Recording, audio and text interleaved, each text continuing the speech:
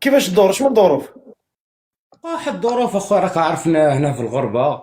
جبنا واحد السيدة تزوجنا بها، بنت العائلة فهمتيني، بالدري واحد بنت خالتي.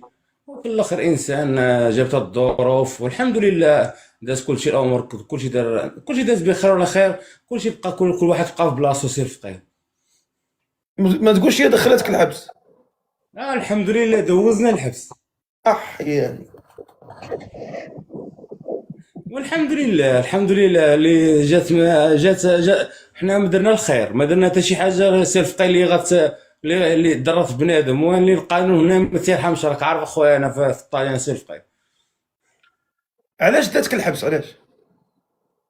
واخويا ما نكذبش عليك، كان شي وقت هذا الايامات ديال الكوفيد فهمتيني، كنت خدام، البيع والشراء الامور بخير ولا خير الحمد لله، ما ناقصنا حتى شي خير. ديور هنا في الطاليان، ديور في المغرب. ايوا انسان راك عارف، انسان تيتعمر عقلته فهمتيني. والسيده في الاخر جات هنا، حست براسها شي حاجه فهمتيني هنا في الطاليان. وفي الاخر انسان واحد سقط مكالمه، وفي الاخر خرج على حياتي كامله. واش ظلماتك؟ واخا ظلماتني الصراحه، فهمتي علاش داكشي ظلم بيني هذاك الشيء. علاش ما مشيتي نكذبش. للحبس؟ وعلاش مشيتي للحبس؟ اشنو هو السبب؟ والسبب اخويا القيمه، الوقت ديال الكوفيد ما كانش عندي الوقت باش نخدم، ياك كنت بالك في الدار ياك. اها.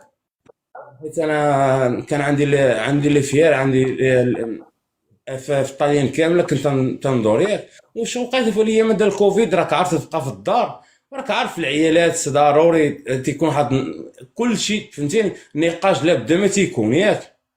وفي الاخر انسان تكون عندك واحد الكاراتير زوين، وفي الاخر بنادم تيخيب لك واحد الكاراتير ديالك. صافي، جرات واحد المشكله.